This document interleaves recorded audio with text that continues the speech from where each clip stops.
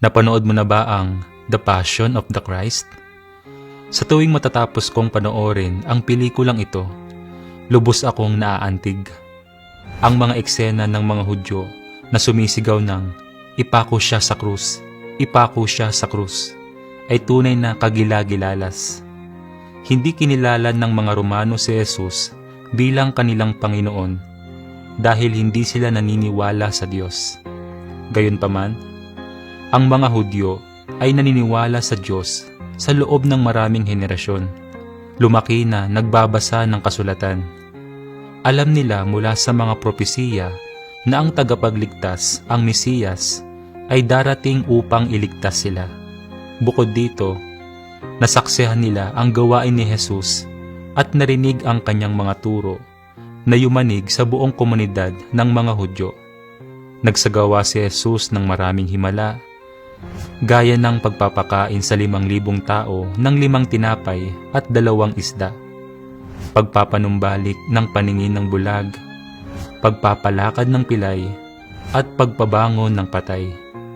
Ang mga gawaing ito ay nagpakita ng awtoridad at kapangyarihan na hindi maaaring taglayin ng sinuman. Ang sinumang may pusong naghahanap ay dapat na makilala na si Jesus ang Mesiyas na ipinropesiya na darating. Ngunit hindi lamang nila hindi kinilala si Jesus. Nilabanan din nila at hinatulan siya. Ito ay talagang hindi kapani-paniwala. Kaya bakit hindi kinilala ng mga taong Hudyo si Jesus bilang ang Mesiyas? Tingnan natin kung ano ang sinasabi ng salita ng Diyos. Sabi ng Diyos, ginamit ng mga Pariseyong Hudyo ang batas ni Moises upang parusahan si Jesus. Hindi nila hinangad na maging kaayon ng Jesus ng panahong iyon, kundi masigasig na sinunod ang eksaktong sinabi ng batas hanggang sa puntong matapos siyang kasuhan ng hindi pagsunod sa batas ng lumang tipan at hindi pagiging ang Mesiyas. Sa huli, ipinako nila sa krus ang walang salang si Jesus. Ano ang diwa nila? Hindi ba't na hindi nila hinangad ang daan ng pagiging kaayon sa katotohanan?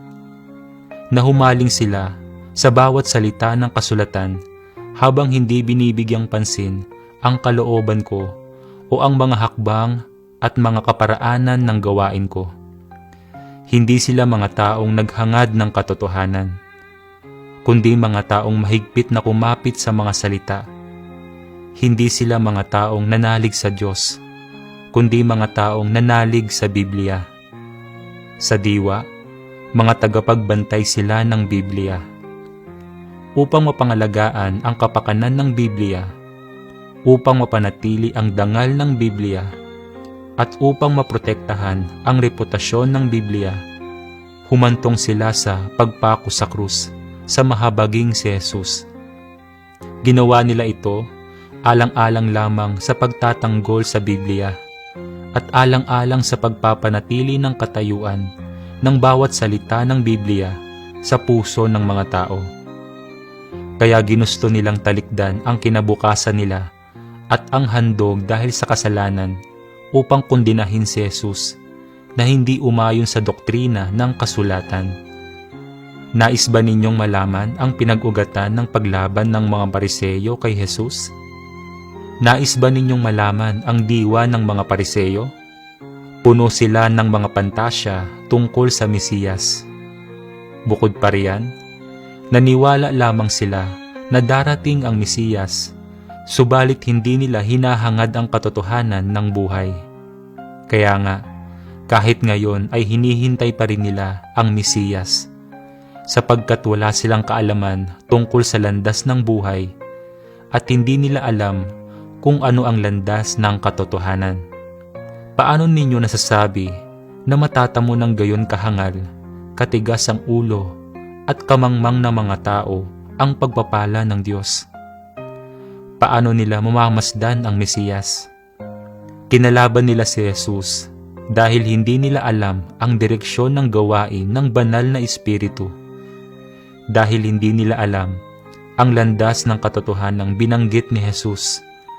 At bukod pa riyan, dahil hindi nila naunawaan ang Mesiyas. At dahil hindi pa nila nakita ang Mesiyas kailanman, at hindi pa nila nakasama ang Mesiyas kailanman, nagawa nila ang pagkakamali na kumapit lamang sa pangalan ng Mesiyas, habang kinakalaban ang diwa ng Mesiyas sa lahat ng posibleng paraan. Ang diwa ng mga Pariseyong ito ay mga sutil, mapagmataas, at hindi sumunod sa katotohanan. Ang prinsipyo ng kanilang paniniwala sa Diyos ay, gaano man kalalim ang pangangaral mo, gaano man kataas ang iyong autoridad, hindi ikaw si Kristo, maliban kung ikaw ang tinatawag na Mesiyas. Hindi ba katawa-tawa at kakatuwa ang paniniwalang ito? Inihahayag ng salita ng Diyos ang ugat ng issue. Noon, ang mga Hudyo, nang makita ang mga propesiya sa kasulatan tungkol sa darating na Mesiyas, ay naghihintay sa Mesiyas sa literal na diwa. Nang dumating si Jesus, ang kanilang hinihintay na Mesiyas, sinukat nila ang kanyang gawain laban sa literal na interpretasyon ng mga propesiya. Iginiit nila na hindi kilalanin o tanggapin ang sinuman bilang Mesiyas, maliban kung tumugma sila sa literal na inaasahan ng mga propesiya. Bukod dito, hinatulan nila si Jesus, inakusahan siya ng paglabag sa batas, at nilimitahan ang gawain ng Diyos sa loob ng mga hangganan ng kasulatan at kanilang sariling mga kuro-kuro at imahinasyon. Itinuring nila ang mga salita at gawain ng Diyos gamit ang kanilang mapagmataas na kalikasan, na sa huli ay nagresulta sa kanilang pagtanggi na kilalanin si Jesus. Sa diwa, ang kanilang pagtanggi ay nagmula sa kanilang mapagmataas at mahigpit na pagsunod sa kanilang sariling mga kuro-kuro at imahinasyon. Sabi ng Diyos, sapagkat kung paanong ang langit ay lalong mataas kaysa lupa, gayon ang aking mga lakad ay lalong mataas kaysa inyong mga lakad, at ang aking mga pag-iisip kaysa inyong mga pag-iisip. Ang gawain ng Diyos ay kahanga-hanga at hindi maarok, higit sa kakayahan ng tao na maunawaan. Ginamit ng mga Hudyo ang kasulatan upang ikulong ang Diyos at limitahan ang kanyang gawain sa nakasulat sa Biblia. Hindi nila pinahintulutan ang gawain ng Diyos na lumampas sa kasulatan. Ang gayong saloobin sa Diyos ay nagresulta lamang sa pagtutol laban sa Kanya. Naiintindihan mo na ba ngayon kung bakit tumanggi ang mga Hudyo na kilalanin si Jesus bilang ang Mesiyas?